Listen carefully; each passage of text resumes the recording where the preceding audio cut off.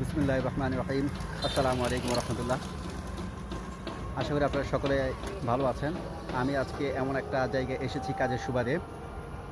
এত সুন্দর এত সুন্দর এবং শৃঙ্খলাবদ্ধ একটি পরিবেশ, যা আপনাদের সাথে শেয়ার না করে পারলাম না।